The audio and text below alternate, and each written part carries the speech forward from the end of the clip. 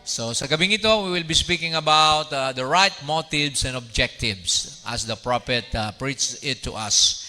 Alam natin that we must have the right motive. What is our motive in life? What is our motive in going to church? So we must have the right approach, amen, and the right principle in doing things in life. And that should be based on the will of God. Amen. Dahil kung hindi tayo gagawa sa kalooban ng Diyos, amen, I believe malayo ang blessing sa atin. Amen. Because God is only obligated to His Word. Kung ating mga motibo ay nakalinya sa Kanyang salita, ito ay naka-align sa Kanyang kalooban, amen, I believe God will supply all your needs according to His riches and glory.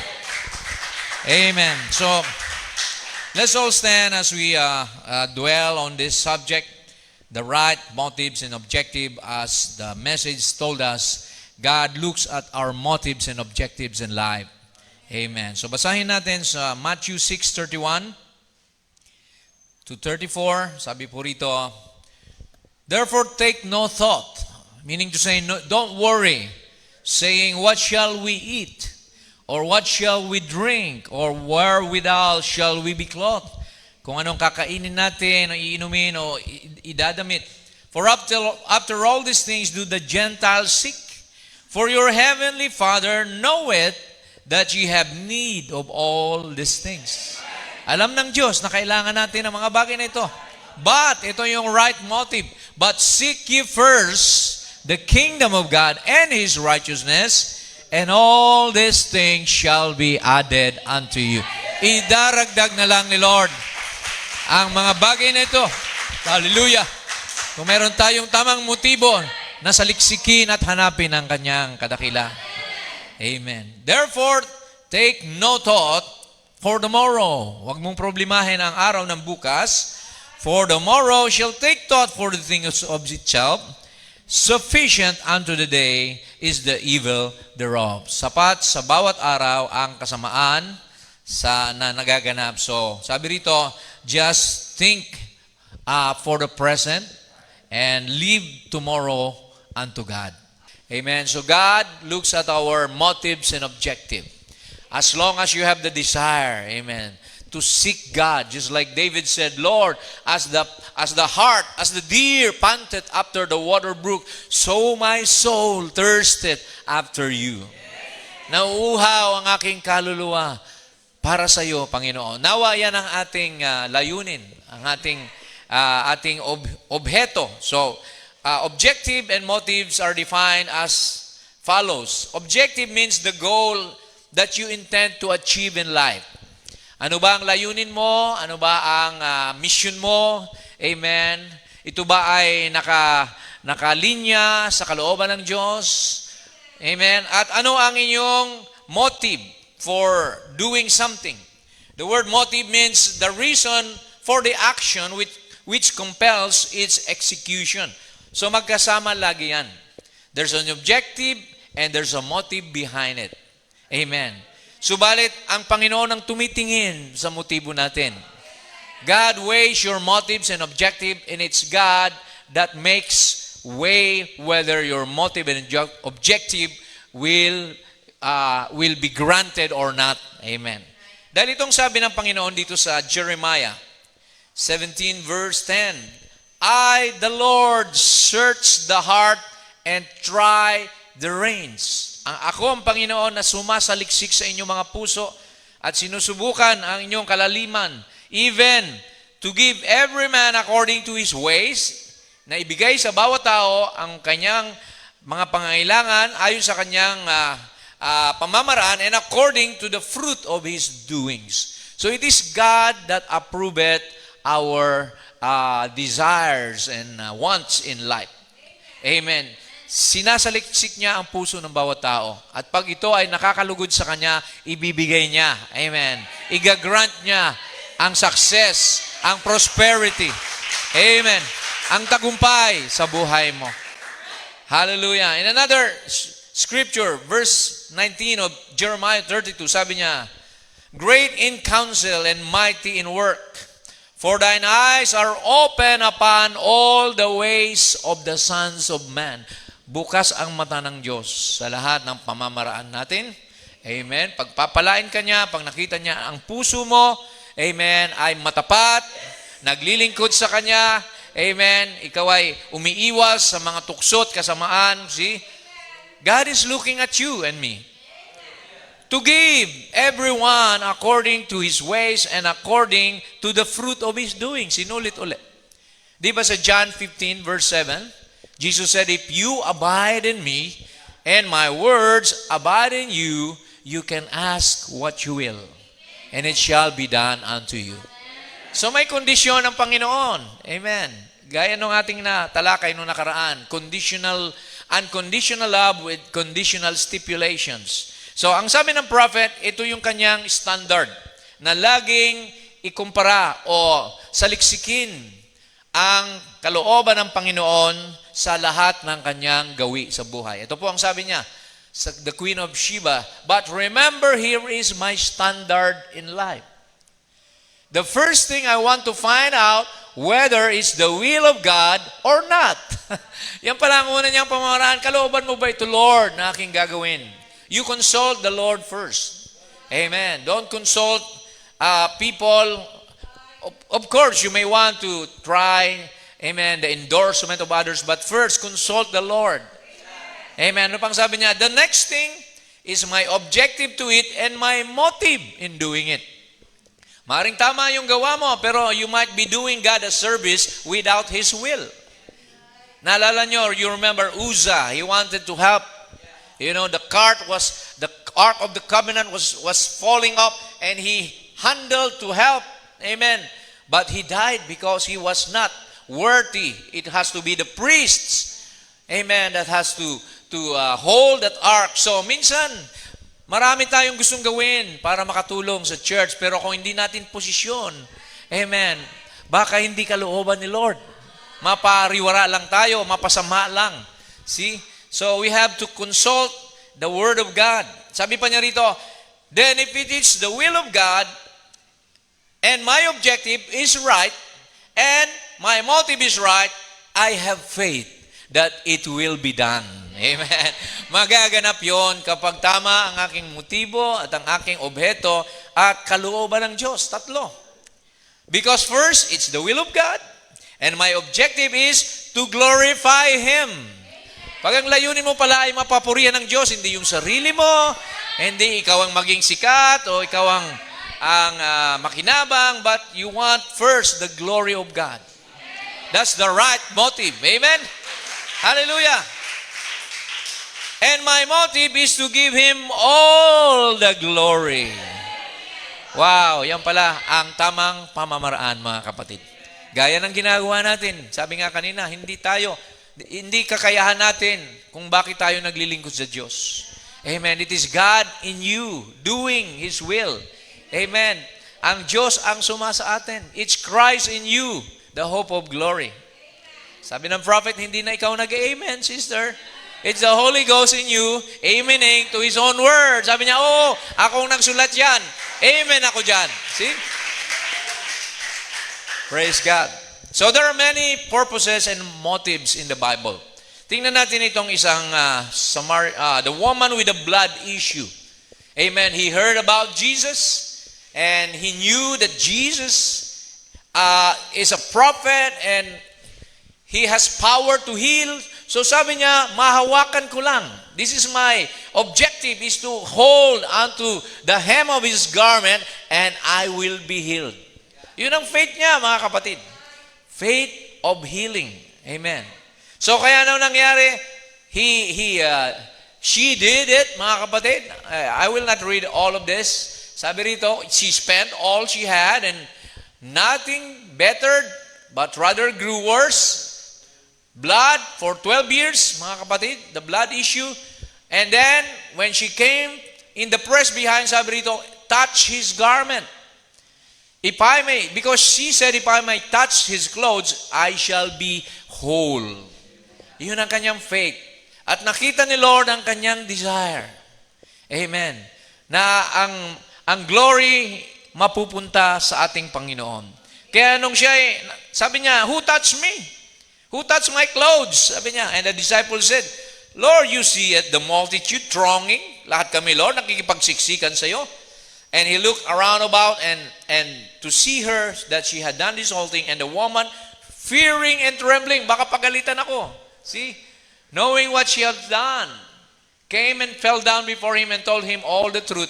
And Jesus said, daughter, thy faith had made thee whole. Go in peace and be whole of thy plague. Amen. Humayo ka ng may kapayapaan at malaya ka na sa salot na nangyayari sa buhay mo. Amen. So kaya, tama po yun. Excuse me. Na tayo ay lumapit sa Panginoon for healing, for salvation. Amen. For all the things that we need. But there's another side of it. Maraming tao rin sa John chapter 6, 24 to 27, they just came to Jesus for material things. Sabi rito sa 24, when the people therefore saw that Jesus was not there, neither his disciples, they took shipping. Nung makita nilang walang Panginoon sa lugar na yon, sila ay sumakay sa daong and went to Capernaum seeking for Jesus. And when they found him on the other side of the sea, they said, Rabbi, when comest thou hither? Kailan ka pa dumating? Thank you. Kailan ka pa dumating sa lugar na ito? Jesus answered, verily I say unto you, ye seek me not because you saw the miracles, but because you did eat the loaves and were filled. Sabi niya, hinahanap niyo ako hindi dahil sa mga himala, kundi dahil nakakain kayo ng mga tinapay. Amen. See? Maraming tao lumalapit lang kay Lord dahil sa tinapay. Dahil sa mga benepisyo. Praise God. Pero kailangan, amen, i-glorify mo muna siya sa buhay mo. Seek ye first His righteousness.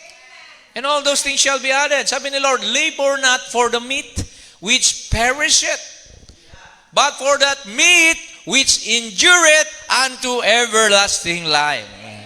Mas unahin nyo yung karne na magbibigay sa iyo ng buhay na walang hanggan. What is that meat? The Word of God. The bread of life. Amen. For the eagles. Amen. Kaya sabi ng Bible, where the carcass is, there the eagles gather. Amen. Dahil di tayo narito lamang para sa food, clothing, and shelter.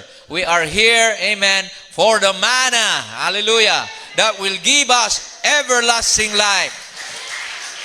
Amen, that will give us, amen, the life everlasting after this life on earth. Kaya ang sabi ng prophet dito, magbasa pa tayo, sa perseverance, and the first thing, your achievement is only by your motive and your objective. So, ang achievement, yung matatamo mo, sa buhay na ito ay nakasalalay sa motibo mo at sa layunin mo. Your motive has got to be right and your objective has got to be right. Pwede bang mali yung isa dyan? We have heard of the story of Robin Hood. He had the right, amen, objective na magbigay ng mga yung mga pera ng mayayaman, mabigyan ng mahirap, pero he has the wrong motive na kanyang hiyain at biktimahin yung mayayaman. See? So, dapat pareho mga kapatid na tama ito. If your objective is right and your motive is wrong, then it won't happen. Yan po ang sabi ng mensahero. You've got to have the right objective and you've got to have the right motive. So, bakit ka naglilingkod kay Lord? Amen. Para ka maligtas. Para ka, amen, gumaling. Para ka, amen, lumago sa pananampalataya. Amen. Para makapagdala ka pa ng mga kaluluwa sa Panginoon. And then take it upon the leading of the Holy Spirit in your heart and stay with it and God will bring it to pass. So yan pala mga kapatid, bakit tayo nasa church? Para tayo makilala? Para ba tayo magpasikat? Na magaling tayo sa kung anong mga bagay? No. That's the wrong motive, di ba? That's the wrong objective. Narito tayo para, amen, ipag-pray ang bawat isa, magmalasakitan bilang katawan ni Kristo. Magkaroon ng unity. in the faith and to help one another, love one another. See, as Christ loved us. That's the right motive, mga kamanit. So kaya sabi rito ng Galatians 6:9-10, huwag tayong mapagod sa paggawa ng mabuti. Galatians 6:9 and 10, let us not be weary in well-doing. Amen. Huwag kang mapagod sa paggawa ng mabuti. Kahit sinusuklian ka ng masama, di ba? Gawan mo pa rin ang mabuti. Return good for evil. For in due season we shall reap if we faint not. Amen. Tayo ay mag-aani ng mabuti kapag hindi tayo ng hina o ng lupaypay. As we have therefore opportunity. Sa bawat pagkakataon na nakikita mo, sabi rito, let us do good unto all men. Di lamang yung kapatid mo sa panampalataya, pati ibang tao kung matutulungan mo. See? Especially, ayan, may special naman. Especially unto them who are of the household of faith. Yung mga kapareho mo ng pananampalataya, amen. Because Jesus said, whatever you do to the little ones that follow me, you have done it unto me. Di ba? Merong bagay na ganun. Na yung ginawa mo sa kapwa mo ay ginawa mo kay Jesus. Amen. Kaya ito pang payo ni prophet. Sa the seal of the Antichrist, sabi niya, try to be good to one another. Subukin nyo na maging mabait kayo sa isa't isa. Try to shake hands and be friendly and be nice. Huwag kang isnabero, ba? Huwag kang masyadong palalo, mayabang. Amen. Dito, makipagkamay ka. Maging mapalakaibigan ka. Tear down all the walls of partition around you. Gibain mo lahat ng mga walls, mga partition that's around you. Ano yung mga walls na yon? Malice, sabi niya. Malicia. Indifference. Ungodliness. Tear it down. Keep doing good to one another. Do you believe that? Every time you meet one another, make yourself be good to one another. And the first thing you will know, it will grow around you. Yan pala ay magbubunga. Lalawak yan until a bundle of love will wrap you up. Hanggang isang pag-ibig ang bumabalot na sa lahat sa iyo. Hallelujah. That's the marking of God. Yan daw ang tanda ng Diyos. Sabi ni Jesus, di ba? This will all men know that you are my disciples if you have love for one another. So, lagi nating isa puso, isa isip, ang layunin natin ay magmahalan. Hindi magbangayan, hindi magsiraan, magmahalan, mga kapatid. Think of it all the time. Praise God. Sabi nga ng prophet, pag may lumapit sa iyo at sinisiraan yung kapatid mo, sabihin mo, shame on you, kapatid natin yan, sisiraan mo sa akin. Di ba? Dapat ganoon. If you cannot say any good thing about your brother or sister, shut your mouth, sabi ng prophet. Only say the good things about one another. Because the poor fellow knows na meron naman siyang kahinaan talaga. Diba? We don't try to broadcast our weaknesses to other people. We're weak, we're humans, we know that. But look at Jesus Christ living in your brothers and sisters. Look at their willingness, their persistence, yung kanilang perseverance. Nagsusumikap tayo. We are sabi ng Bible, work out your own salvation with fear and trembling. We're working out. Sinusubukan natin yan. At hindi pa tayo nakakarating sa perfection. During the rapture, yun na ang perfection, mga kapatid. Because that will be the body change. Amen. Perfect divine love. So meron po ako nakita rito sa aking pagre-research. Meron pong 5 dahilan kung bakit ang tao ay namomotivate. 5 forms of motivation that drive people in life. And I would like to talk about a little bit of each one. Para lang makita natin ng mga tao, merong mga factors na nagtutulak sa kanilang mga motibo. Number 1 is the fear motivation. The second one is achievement motivation. Third one is affiliation motivation. Fourth is intimacy motivation. And the fifth is power motivation. Lahat daw yan ay nagmo-motivate. Una, takot. May mga tao na dahil sa takot, ginagawa nila yung mga bagay-bagay. Napipilitan sila. Achievement, because they want to achieve something. Okay, isa-isahin natin to mga kapatid. What's their definition? Number one here is fear motivation. Sabi ng siyensya, is the fear of negative consequences which drive a person to avoid an unpleasant experience in life. Kagaya kanina. Di ba? Takot siya na matanggal sa trabaho. Kaya hindi siya nagsisimba. Di ba? So you're fearing something to happen to you. That's why you miss going to church. Sometimes you prioritize other things because you are afraid that you will have no food on your table, no money. You are fearing things in life such as termination of employment, lawsuits, stagnation in a role, and losing the joy of living. Pero anong sabi ng Bible? Anong sabi sa 2 Timothy 1:7? For God hath not given us the spirit of fear. Di tayo binigyan ng spirito ng takot ng Diyos. Ba't ka matatakot? Amen. Why will you fear? Sabi ng Bible, the Lord is my light and my salvation. To whom shall I fear? Kung ang Diyos kakampi mo, di ba? If God is for us, who can be against us? Believe. But God has given us, dito sabi rito, but of power and love and a sound mind. Yan ang binigay sa atin ni Lord. Amen. Magtiwala tayo. Don't fear. Kung mayroon man kayong dapat katakutan, isa lang yon, ang magkasala sa Diyos. Excuse me. So, kaya mga kapatid, itong fear motivation, hindi maganda ito. Dahil in Christ there is liberty. Sabi nga. Diba? We have freedom. See?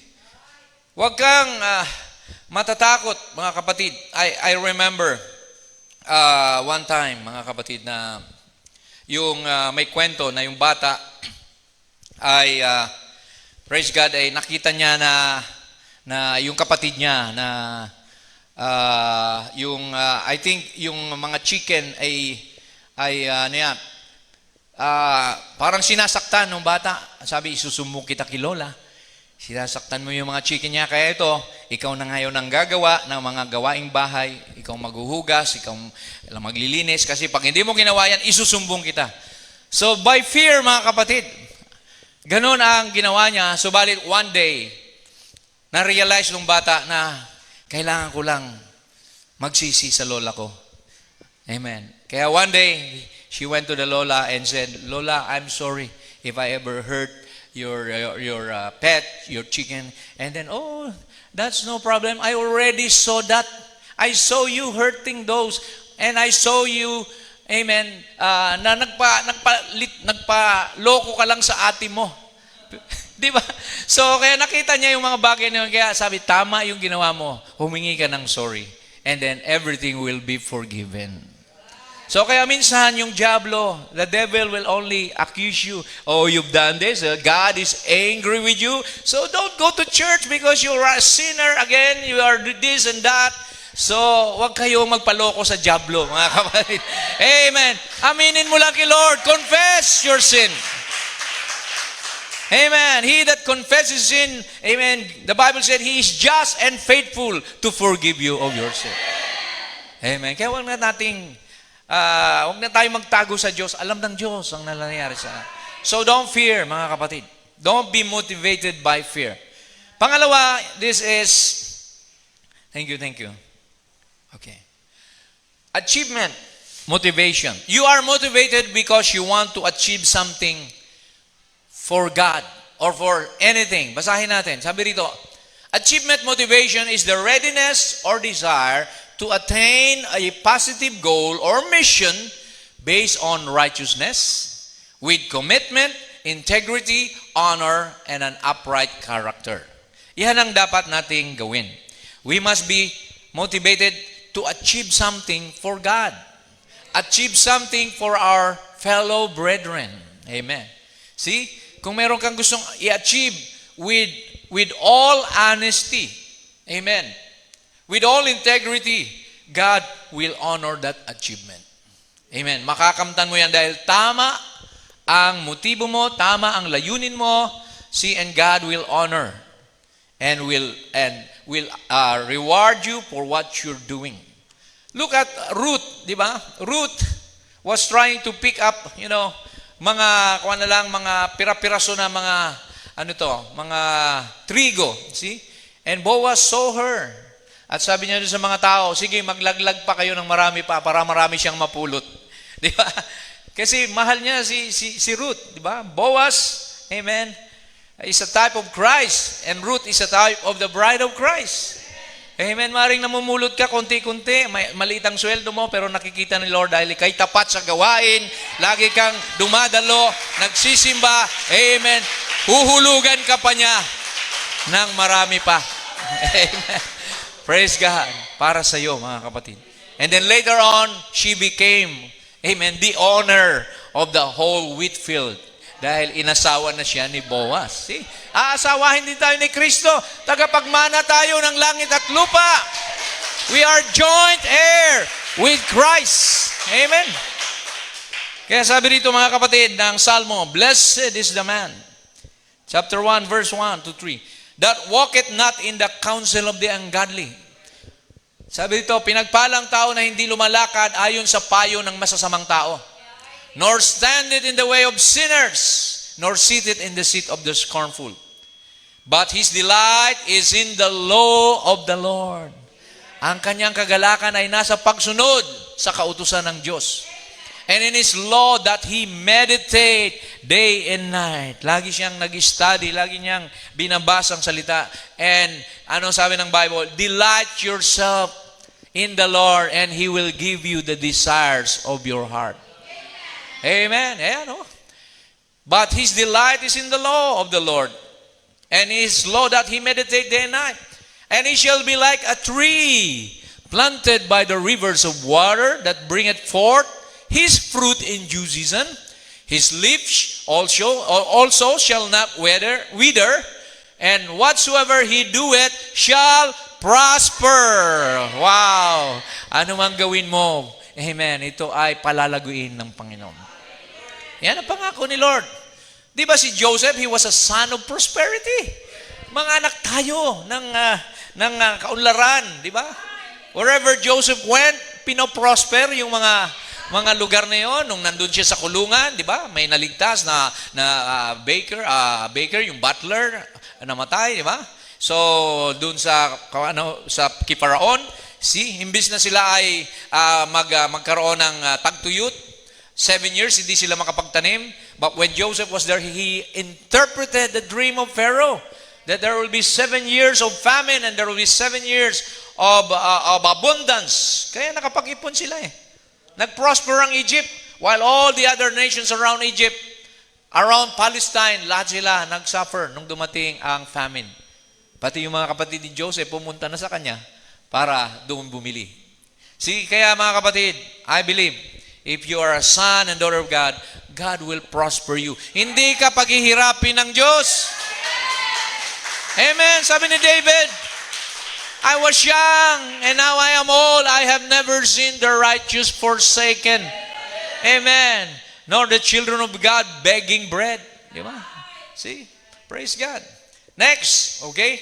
So, merong fear, motivation, achievement, motivation. Ito naman ang sumunod is affiliation, motivation.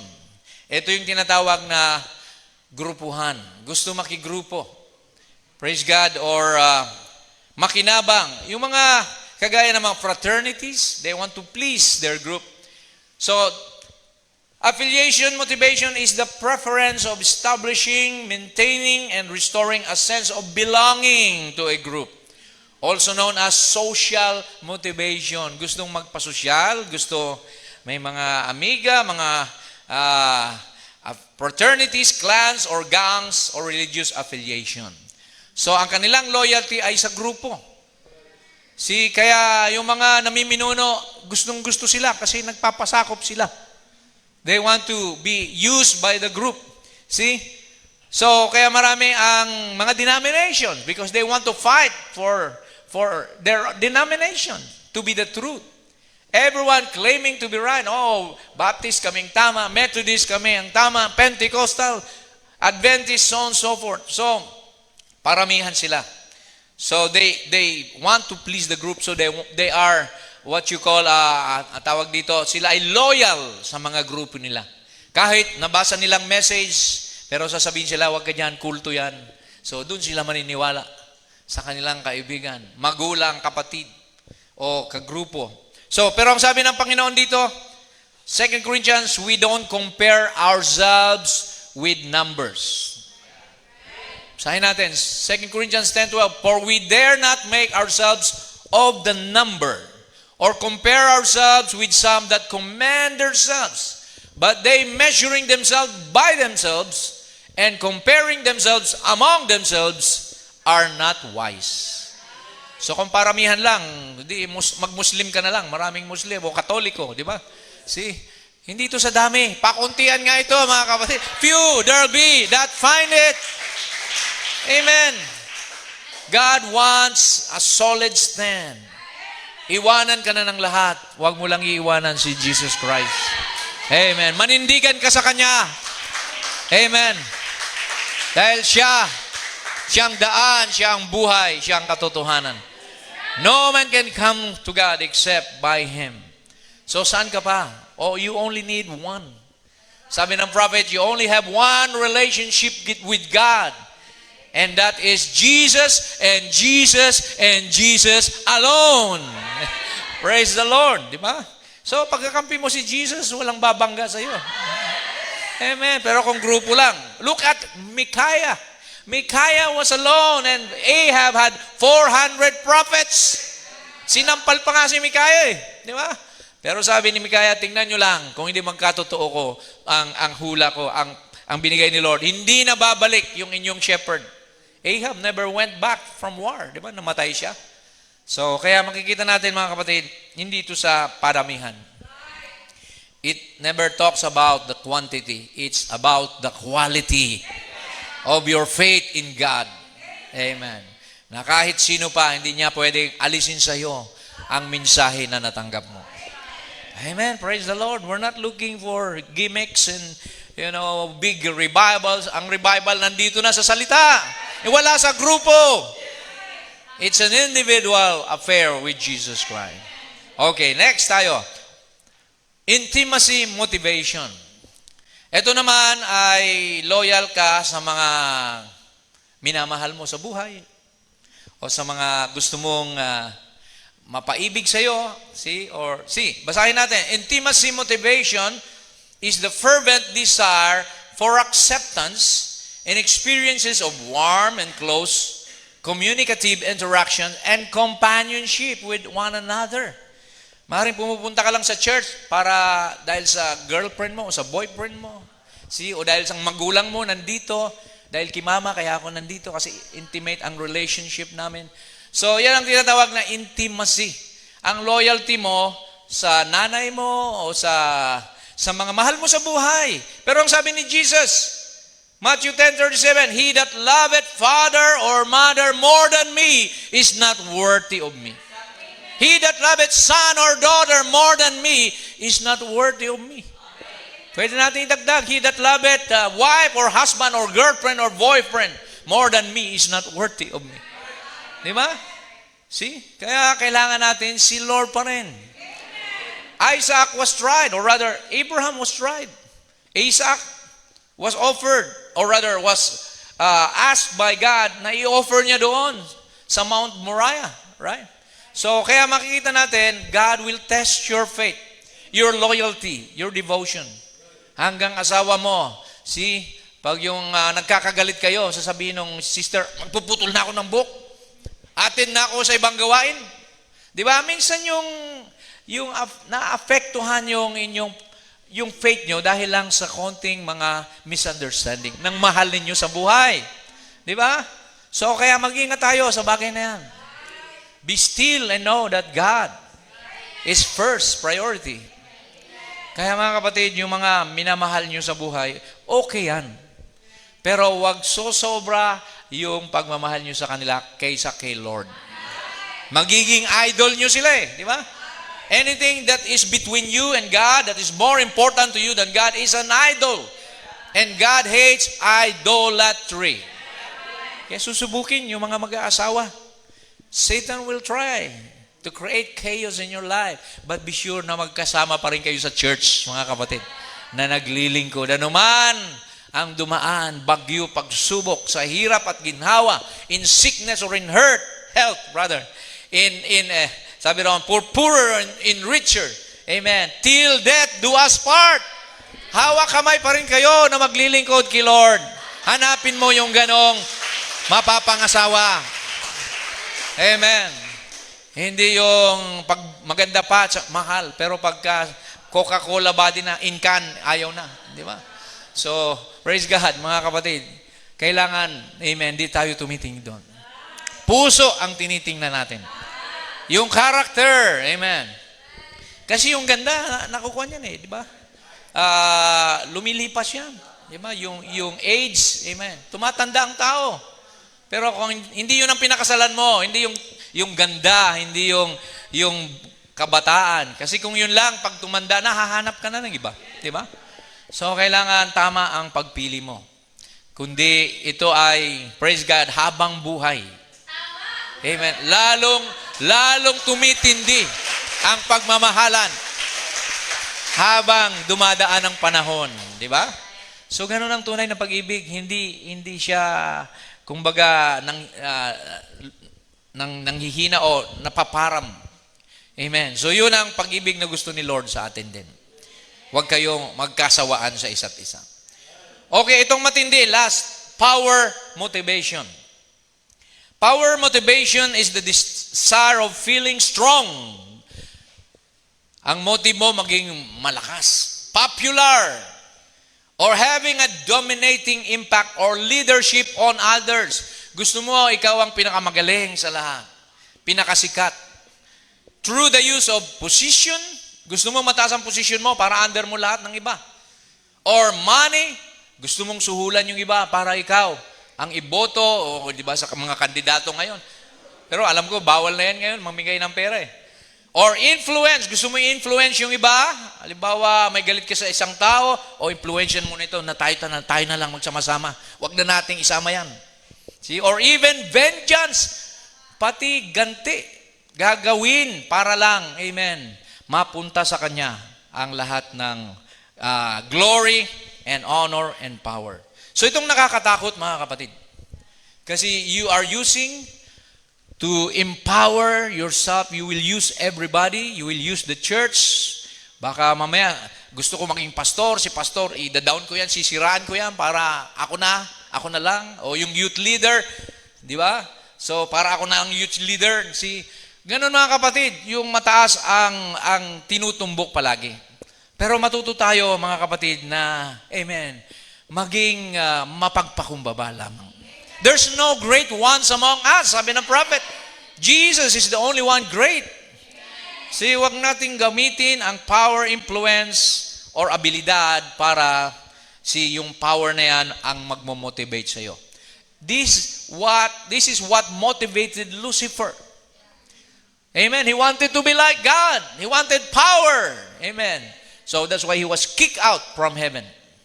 So ang nagpapakataas ay binababa, di ba? He that exalted himself shall be abased, but he that humbled himself shall be exalted. So dito lang tayo mga kapatid. Kaya delikado itong may mga power motivation.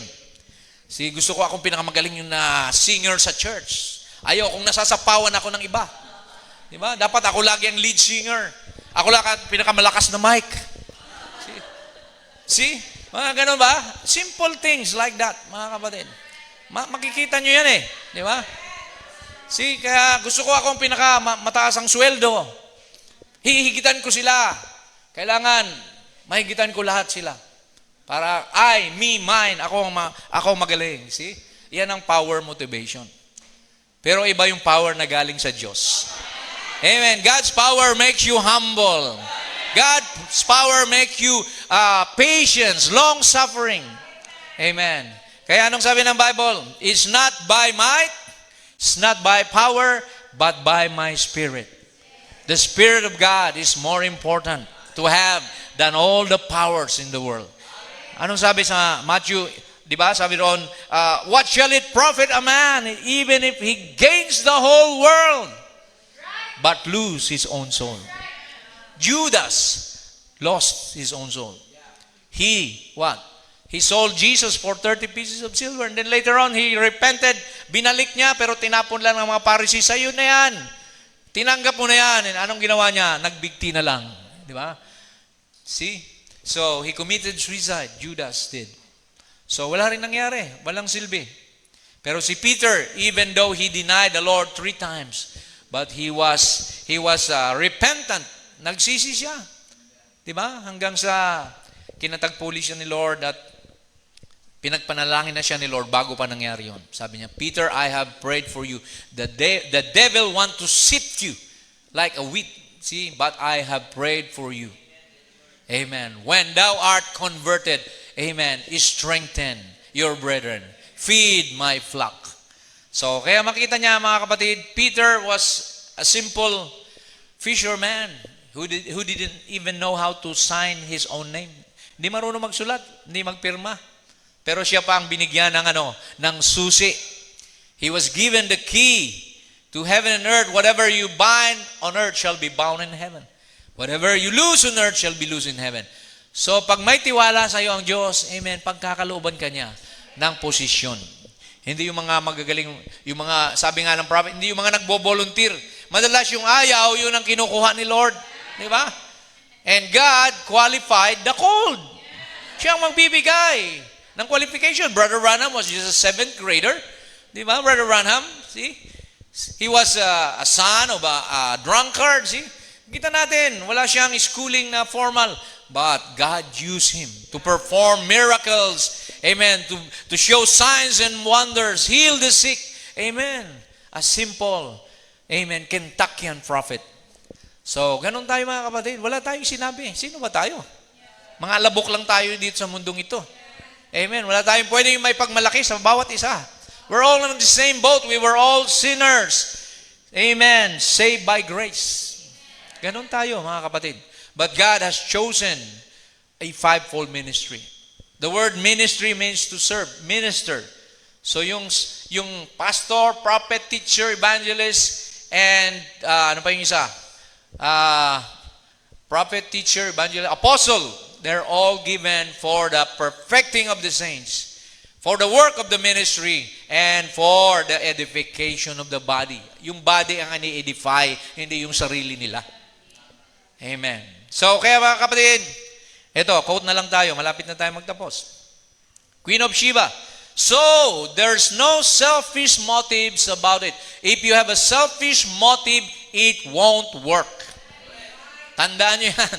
Pag meron kang pansariling, interest sa mga ginagawa mo, sabi ng Panginoon, through His mouthpiece, hindi, amen, magmamaterialize yan. If your objective is to make money for yourself or something, you'll never succeed. And then you try to do something outside of the will of God, of the Lord, then it won't work to begin with. Malinaw. God's words are true. I believe the right mental attitude towards any divine promise of God will bring it to pass if you can look at it in the right way. Ayan. So napakaganda ng mga paalala ng prophet. Low profile lang ang mga Kristiyano. Di ba? Wala tayong mga malalaking TV program, mga denomination. Ang lalaki ng building, yung mga CCF na yan, di ba? So, hindi tayo nakasalalay sa mga bagay na makalupa. Amen.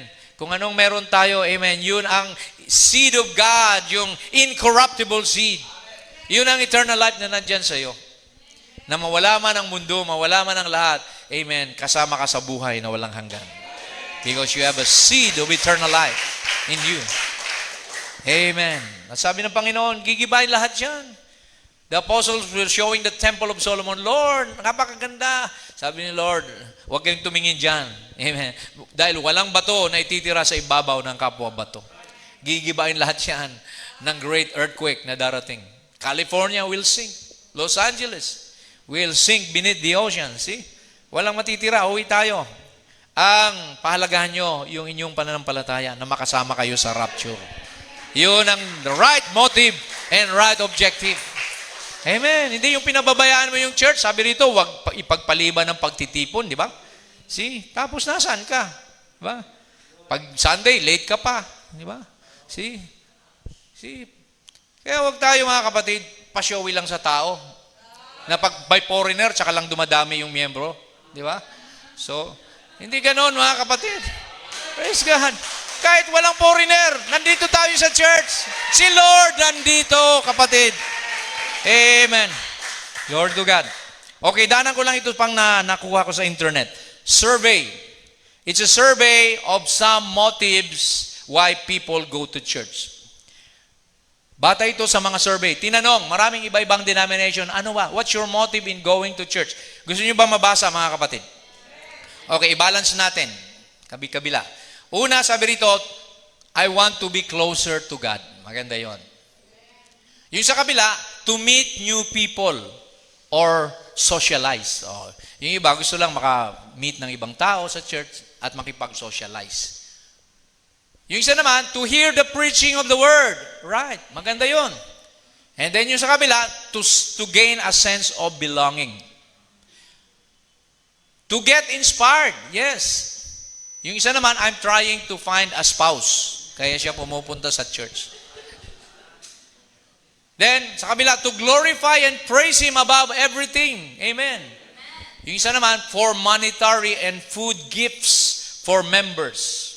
Naghahanap ng mga benepisyo para sa mga miyembro. Then, to find godly mentors.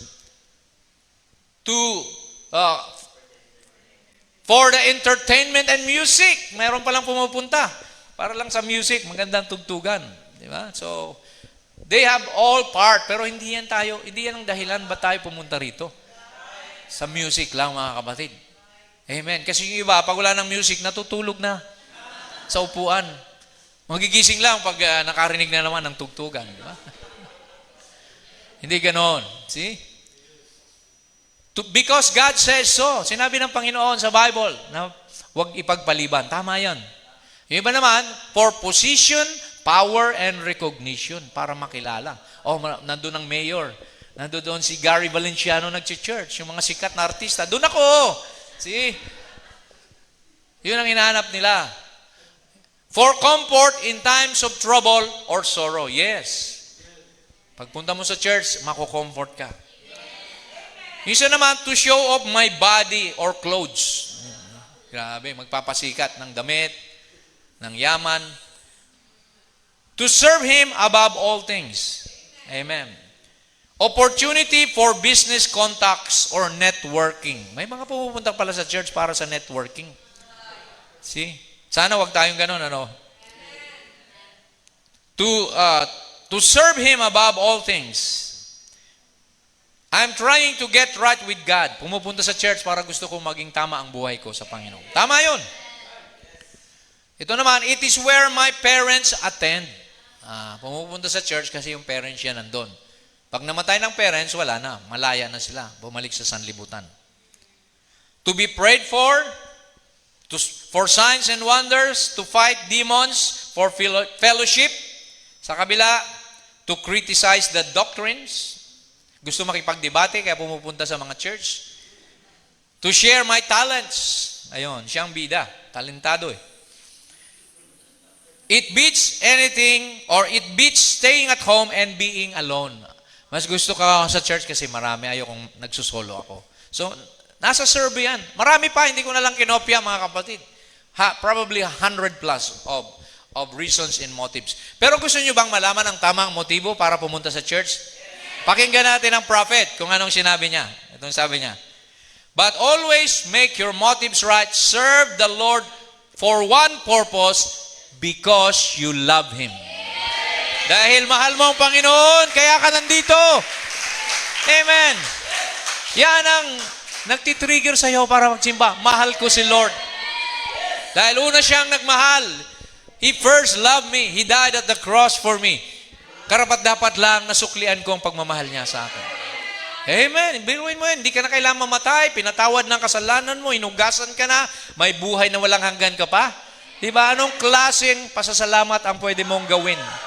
Sabi ng Bible, by the fruits of your lips, giving praise unto His name.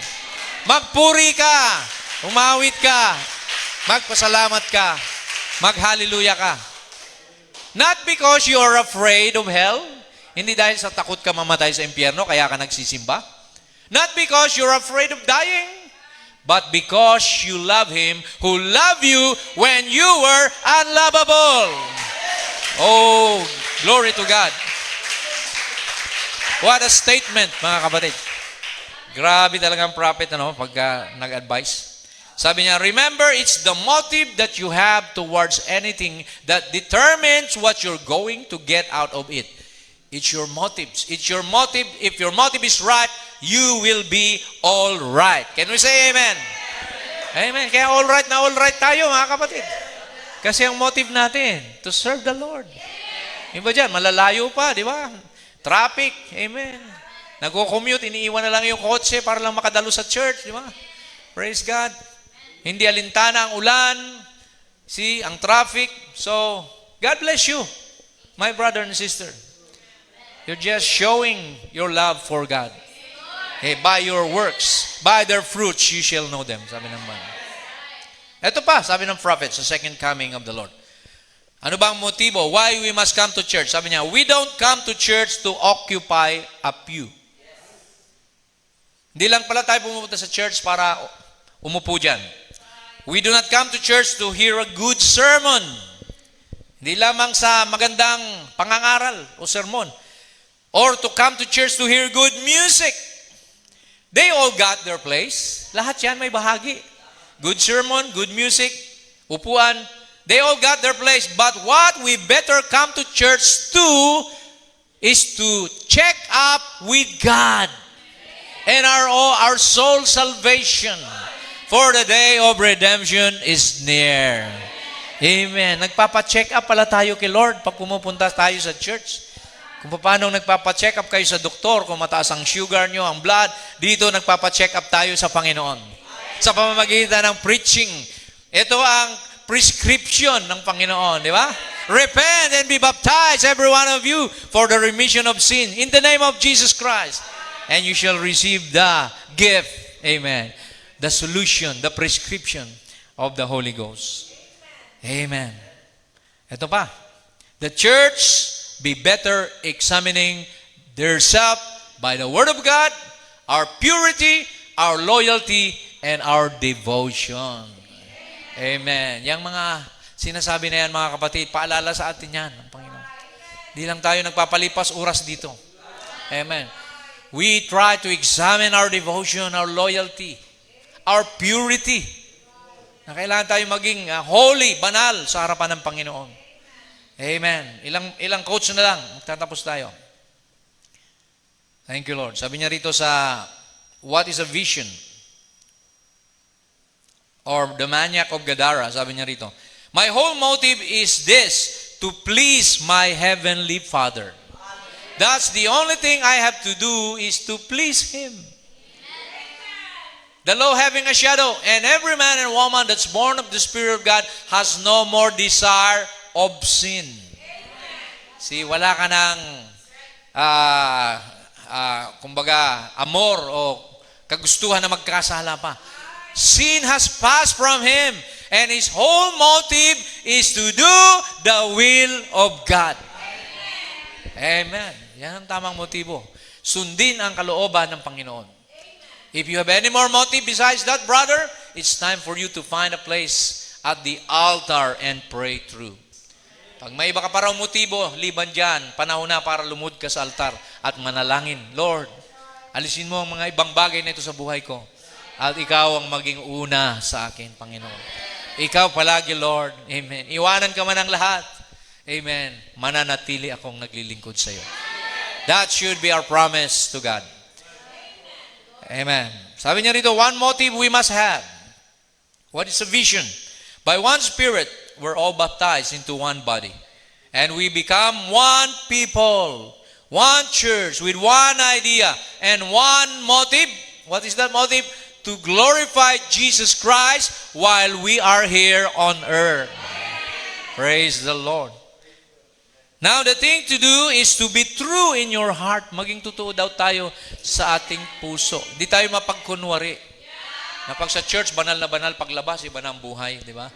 So, sabi dito, be true in your heart. Love the Lord with all your heart. And just be thankful. Magpasalamat ka. In everything, give thanks. For that's the will of God concerning you. Be thankful that God is marching on with us. Kasama pala natin ng Panginoon. The resurrected Lord Jesus Christ. Amen. Kaya pala sinabi niya na, I will never leave you nor forsake you. I will be in you even unto the end of the world. Kasama natin siya. Huwag niyong isipin, iniwanan na kayo ng Diyos. Amen. Pinapaintulutan lang niya minsan ang mga trials, mga persecution, mga pagsubok para ma-perfect ka niya. Amen. The more loyal, the more trial. Praise the Lord. Tingnan mo si Abraham, loyal na loyal. Huwag niyo isipin, ayoko na maging loyal. Marami parang trial. No, hindi mo maiiwasan yun. Kasi patutunayan ni Lord kay Satanas na anak kanya. Look at Job. Job. God was proud about Job. He told Satan, see, whatever you've done to him, huwag mo lang kukunin ang buhay niya. I trust in my son. Ano man mangyari sa kanya, sa aking anak, sa mga daughter ko, amen, ano man gawin mo sa kanila, mananatili sila sa akin. Lalo silang mangunguyapit sa akin kasi wala silang ibang mapuntahan. Ako lang. Amen. See? Kaya praise God mga kapatid. God will take care of all the rest. If, sa blind Bartimaeus, get love in your heart. Be true and honest. And have the right kind of motive. A motive. And the right kind of objective. And God will take care of the rest. Bahala na siya sa iba pa. Basta tama ang motibo mo, tama ang puso mo, honest ka sa Kanya, tapat ka, loyal, committed, lahat ng bagay idaragdag na lang niya sa iyo. Glory to God. When love projects, sabi niya, when love is projected with the right motive behind it, divine grace has to step in. Kapag nakita niya ang pag-ibig mo at tama ang motibo mo, amen. Pumupunta ka sa church, hindi para manggulo, hindi para manira ng kapwa, kundi may pag-ibig ka sa kapwa. Sabi rito, divine grace has to step in. Ang makalangit na biyaya ay papasok sa iyo. And if your motive is right, your objective is right, and your faith is right, because that you feel that it's the will of God, nothing can keep it from happening. Are you praying for a baby? Nothing can keep it from happening. Hallelujah. Are you praying for a house? For a car? Ano mang hilingin mo, sabi ni Lord, unahin mo lang ako. Seek ye first His kingdom and His righteousness, and all these things shall be added unto you. See? Amen. Bahala si Lord. Amen. Noong dati naglalakad ka lang, ngayon may motorsiklo ka na. Mayroon ka ng kotse, di ba? Hindi mo nakikita ang biyaya ng Diyos sa'yo. Amen. See? Praise God. God will make the thing to happen. Okay. Kaya sabi niya rito, if your objective is right, and Jesus Christ the same, and your motive is right, and it's not you speaking anymore. Hallelujah. It's the Father that dwelleth in you. Ayun, binasa niya yung scripture natin. Take no thought what ye shall say in that hour, for it's not you that speaks. It's the Father that dwelleth in you. He doeth the speaking. So, humarap ka man sa mga counsel, sa mga unbeliever, sa mga persecutor, huwag kang magkalala. The Father will speak through your mouth. Siya ang magsasalita para sa iyo. Huwag kang mangamba. Look at Jesus. Jesus, nung humarap siya kanino ba yun? Kay Poncio Pilato. Di ba? Sabi niya, kaya kitang palayain kung gusto ko. Sabi niya, wala kang magagawa kung hindi manggaling sa Ama ko ang kapangyarihan na binigay sa iyo. Di ba? See? Makikita natin mga kapatid na God knows that His Father is the most powerful. Amen. In all over space, time, and eternity. So, hindi pa hintulutan ng Diyos na mapahamak tayo nang hindi niya muna ito tiwala. Amen. Or sa diablo, pinahintulutan ng diablo na gawin ang pagsubok sa iyo.